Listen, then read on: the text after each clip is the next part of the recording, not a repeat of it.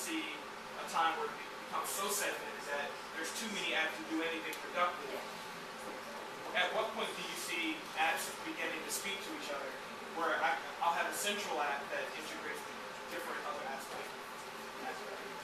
I'm not sure we're there yet. I wondered the same thing. Like, do you go with the Swiss Army knife app, or do you go with like a a Ninja app that does one thing? And the problem is the Swiss Army knife apps typically suck on 90% of the things that they do. And I do agree that you're going to have an issue where you've got too many screens and too much going on there. My kids, again, my frame of reference, I've got more games on my phone that I don't know what they are. And so I gave it to her one day and I said, you got to put these in folders. You got to figure it out. She's organizing on different things. But, like, for me, an app is, it has to be quick to get done what I want to do.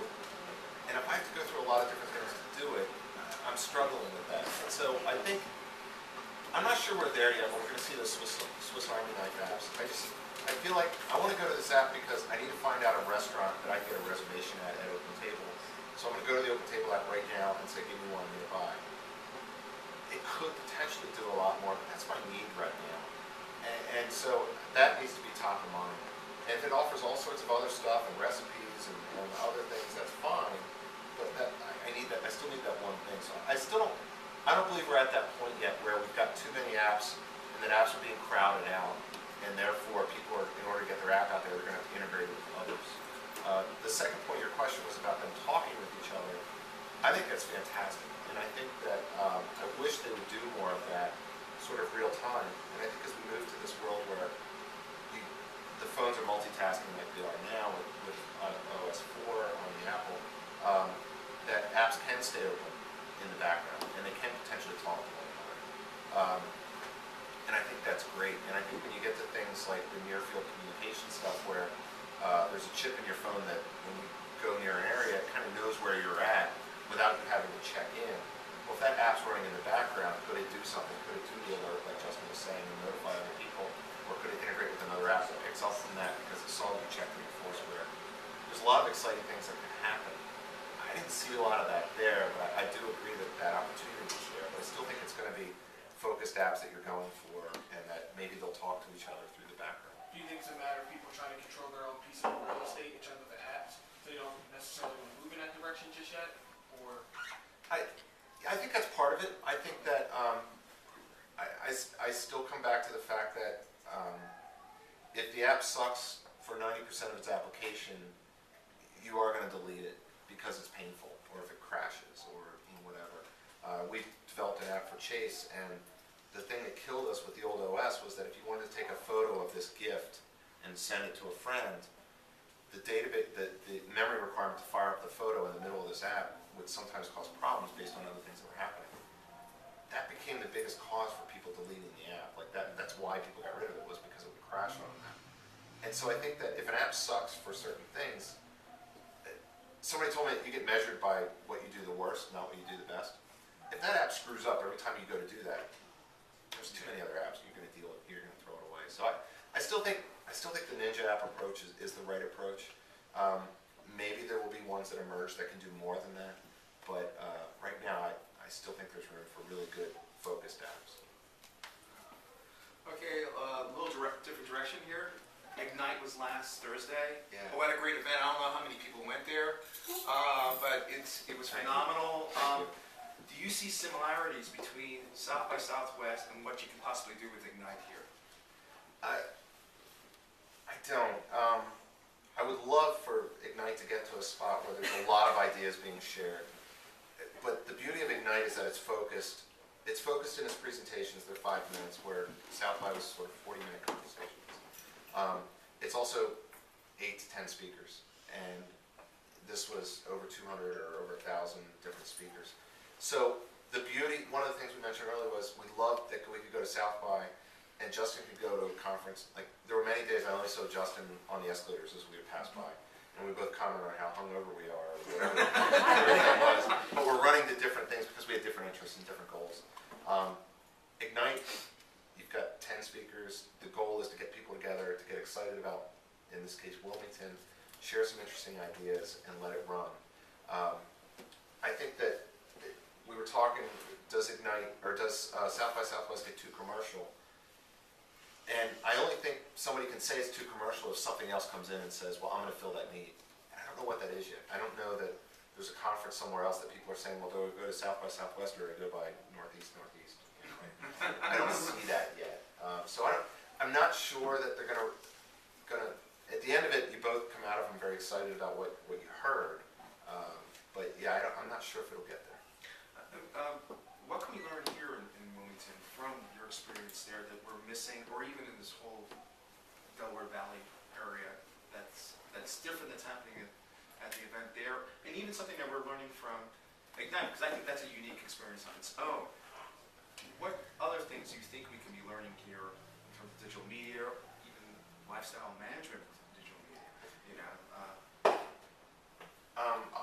What I'll throw in there is that it's very much working together. It's very much interacting with others, and it's the differences that make the community great, not the similarities. And I think that in Austin you had, and I didn't even talk about the film or music, I would get so burned out on, or so overwhelmed, I guess the way to say it, with the interactive stuff, that I started going to independent films in the afternoon. And I came away so impressed. My thought was, I'm going to go in and I'm going to see somebody with a shaky 8mm camera and it's going to be a crappy movie. And no, these were fantastic movies, fantastic. And some like moved me. And at the end, you would talk to the director and ask questions of the director. And those were paired up with the interactive festival because it's creative minds being brought together. And you could say, well, they need websites, and so there's a reason for them to be together. The reason they're together is they're all creative. They're all creating things out of nothing. And so when you look at Wilmington, or you look at the community here, like there's so many cool people. I mean, just in this room here, and every day that show up here at Coin Loft, and every day that show up in downtown Wilmington, that are doing totally different things. And I think South by Southwest showed me that there's extreme opportunities to share with one another, and nobody's going to steal your recipe to Coke. They're going to figure out how to build upon it and how to take it one step further. And so I think that everybody let their guard down at South by Southwest, and I think that was exciting, and it shows you that the risk of giving away your idea is overwhelmed by the opportunity of somebody else embracing your idea. I would agree. It's just the shared knowledge. It's such a group of smart people that you come away inspired. Like I feel like the whole way home, I want to think of the next great app. I'm sitting there. And it's such a collection of good minds. And what really makes it great is that you're seeing the technologies now where people will go out and share, like you said, their secret sauce, and they're not scared about it because they know everyone around them is better for it. They're free to take criticism. They're free for someone out of nowhere to be like, hey, you have a great idea, but here's how to make it better. And they're not looking for like 10% stake in your company. They're just telling you. I really think you see that on Quora. I mentioned before, it's a site, it's a Q&A site. It's very niche right now in the tech world. You have CEOs of big companies that go in there and answer questions about their companies, divulge information that you would never see in press releases, but you're seeing on this site that anyone can go and visit.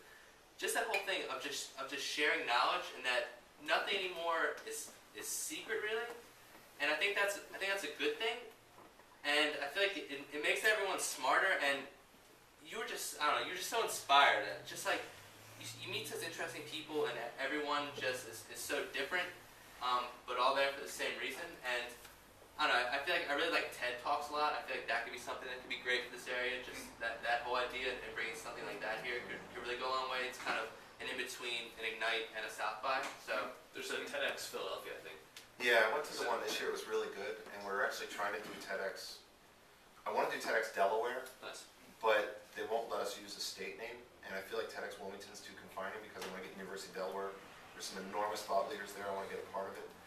But yeah, TEDx Philly was amazing, and it was really inspiring. One thing I want to add to that is that when you go to a party and you tell somebody what you do, we're an interactive agency, whatever, their eyes glaze over. But you go to South by Southwest and you tell somebody what you do, and they're like, oh, are you using this or that, or how you do? I mean, they're digging, they quickly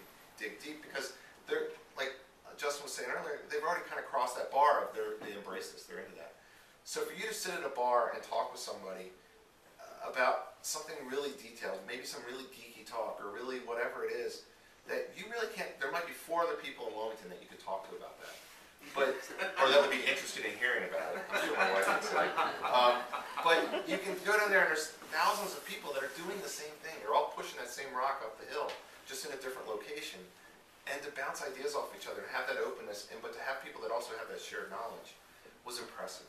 And the relationships that were built as a result of that are ones that are really exciting, and that's what makes next year's even better. Was that when I went last year, or 2 years ago, I was a babe in the woods. I didn't know anybody. Patrick and I went on a flyer. We went down there, and I'm sure we missed 90% of what we were supposed to see. This year, maybe we missed 70% of it. But we connected with people that we knew we had to connect with people before, and so Justin going down maybe next year will be on the lookout for people. Hey, if you're going, I want to catch up here. Gigi, I can't think of her last name, Peterkin. She was a local. She worked for AstraZeneca. She was really big in the Twitter community here locally. She was down there. I just happened to stumble across that she was down there. And so we caught up. She works in New York now. We were able to catch up. And so those kind of connections are ones that really, it is geek spring break. It is, you're catching up with these people. And it was a lot of fun. I have a question.